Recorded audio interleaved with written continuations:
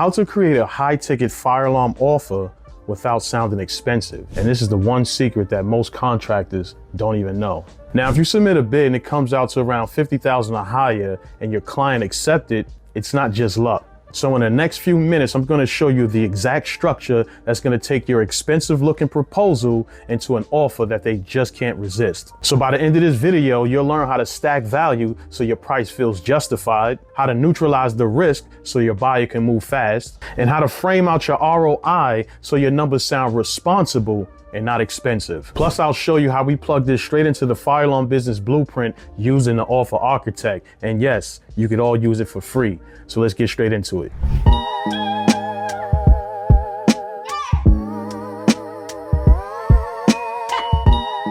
If you're in the construction industry, I'm pretty sure you experience this once or twice. The GC nickel and diming your price, the client ghosting you after you submit your proposal, or the job goes to the lowest bidder, but he didn't even consider the whole entire scope. You know your team is qualified, you know you have NICET certified technicians, you know all of your paperwork is tight, but the only thing that's missing is your proposal is listing out just like everyone else, parts, labor, material. At that point, it's just a price war who has the lowest bid. Now, over the years, building securities, dealing with clients on a daily basis, I found they don't just buy fire alarm systems, they buy certainty. You need compliance certainty, scheduling certainty, and inspection certainty. So as you build your offer or your proposal around certainty, it makes it easier to justify your numbers. So just stick with me, because in the next few minutes, I'm going to break this all down into a simple framework that you could understand. But first, I want to break down these 4 principles that you need to understand in order to help you create your irresistible offer. So the first principle is your offer value stack. Your proposal must outline the outcome,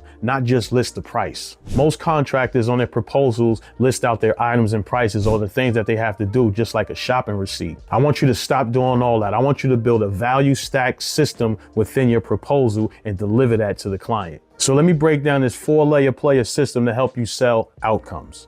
Number 1, you must have a compliance outcome, something like we deliver an inspection ready fire alarm system so that way you can move your clients in fast. And number 2, you're going to need an operational outcome, something like we protect your scheduling by expediting the fire alarm drawings. And number 3, you need a financial outcome, something like we reduce inspection fees, overtime costs, and change orders because we include all of that in our initial proposal. And number 4, you need a continuity outcome, something like we'll keep your system trouble-free for 36 months with our annual fire alarm service and maintenance agreement. All right, so what we have here really quickly, I want to show you the before and after. The before is the traditional pricing model. The new way is your value stacked offer model. So now on the left side, on your traditional pricing model, the price is justified by just breaking down labor hours and material. But on your value stacked offer, your price is justified by the outcome. The client receives not just the parts, you know what I mean? So you're going to give them the outcome or the solution that they're actually paying for. Secondly, you have them listing out device, wires, panels, labors, and hours, all that same thing. But here you're going to give them your compliance schedule protection, your financial risk reduction, your continuity bridge. You're going to give them this information, your framework, show them how they're going to save money and why you're charging what you're charging. When you break your price down the old way, all they do is just list it out with everyone other, just lay it out, looking at all these other proposals, and the first thing they're looking for is your price, and all they're going to do is compare the price at that particular time.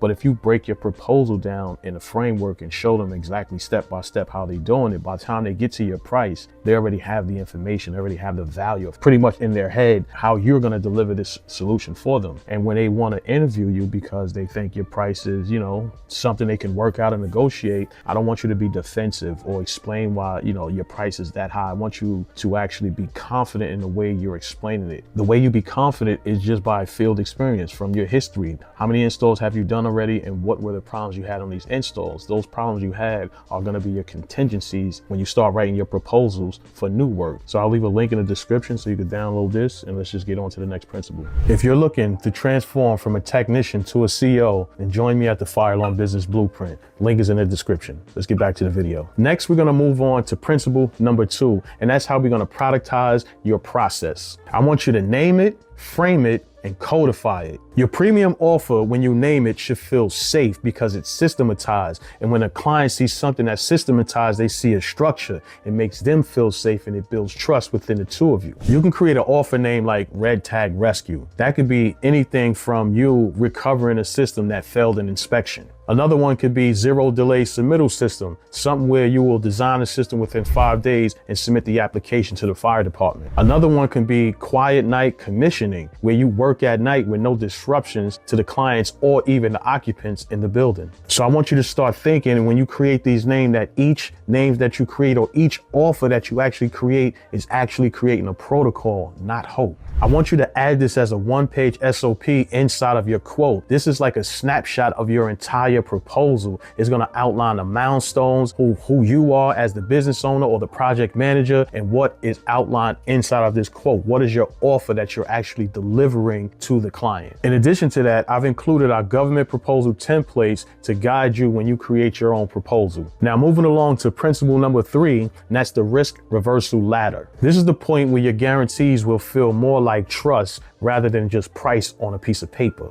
You will only win when you're actually taking a perceived risk, when you're actually installing a fire alarm system. So you want to always give a guarantee, make the customer feel comfortable. If you mess something up, you will fix it and you're not going to charge them extra amount of money because you included these contingencies within your quote. And number 2, you need a coordination guarantee. You're going to schedule the inspection, you're going to get the plumbers there, you're going to get the guy for the AC, and you're going to get the elevator guy there for the final inspection. And number 3, you want a performance assurance system. You're going to deliver a code compliant, inspection ready fire alarm system with no troubles. And this is how you want to outline and explain it to your customer so they can understand it, what the process is from beginning, middle, and all the way to the end. And once your clients have clarity, once they have full clarity on what they're actually getting, it is easy for them to open their wallets, their pocketbooks, give you money, pay for whatever it is. Doesn't even worry about what your price is. It's just easier to do the transaction after that. So what we're not going to do is start listing out, I'm going to install 25 smoke detectors because it's going to take me a lot of time. I'm going to do some programming and we're going to be estimating and freestyling these numbers. No, we're going to give them a concise proposal and quote with all of the contingencies laid out into it. And then we're going to give them the step-by-step process on how we deliver it. So now maybe a time you're sitting down with the client, you sent your proposal, they may be interested and they want to do a little interview. So I'm gonna give you the perfect ROI script that you can use when you're negotiating with your clients. Now, principle number 4 is what I call the invisible ROI script. This is how you can take something premium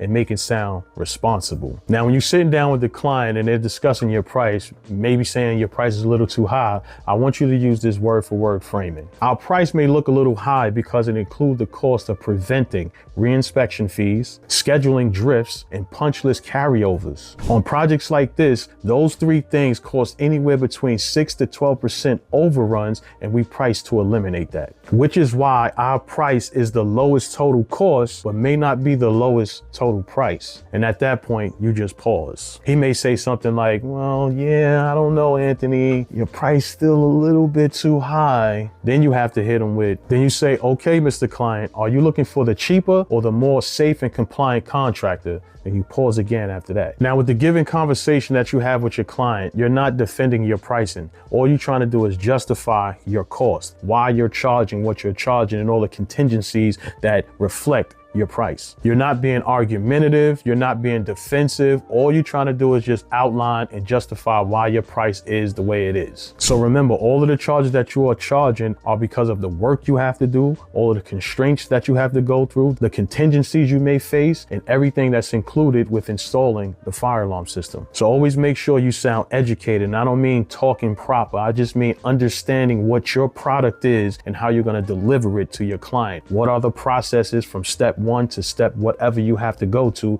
get to the end result. So in a moment, I'm going to show you how you can simplify all of this. So when you hand it over either to your GC or your client, they'll be running to the CFO so they can cut you that check. Now, here's a pro tip. This is something I call the compliance and continuity bridge. The real profit is not really inside of the install. It's actually inside of the continuity. What are you going to do after the install? How are you going to service the system? How are you going to monitor the system? Are you going to have a service and maintenance agreement with this client over a period of time, 5 years, 10 years? How are you gonna make sure you maximize on this particular fire alarm project? So inside of your compliance continuity mechanism, you wanna make sure you have a service and maintenance agreement, whether it be for 3 years, 5 years, or 10 years. If you're gonna inspect the system anywhere between 1 to 4 times a year, you wanna outline that. How much is it gonna cost per service charge? Is it gonna cost for a service charge? What are you covering? Are you covering the smoke detectors, the pull stations, the modules? Are you covering the main panel or not? Are you covering the batteries? You wanna outline all of these details inside of this compliance mechanism so that way you can continuously increase your monthly reoccurring revenue. In addition to that, you wanna make sure you add a 24/7 life safety cycle system, something like 24-hour monitoring. You need a monitoring company that's gonna monitor this fire alarm system so that way it can send signals,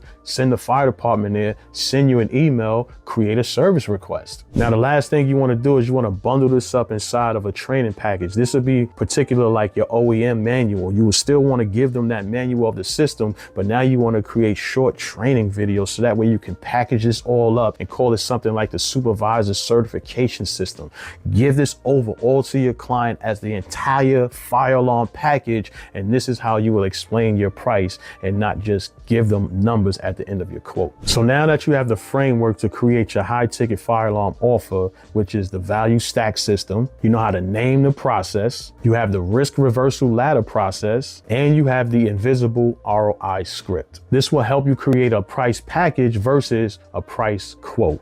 Now, if you want to deploy this system straight inside your business, here's a few options I have for you. You can click the link in the description to join the Fire Alarm Business Blueprint, or you could jump on a phone call and we'll map out a whole entire SOP within 24 hours and hand deliver it to you. Or the last option, you could do it all yourself using the Offer Architect system. It's going to take you a couple of hours because it wants you to get entirely clear on what it is that you're trying to do. So all you got to do is pick the path that best fits your timeline, but my schedule do fill up quickly, so I suggest you act quick. Fire alarm expert out. Peace.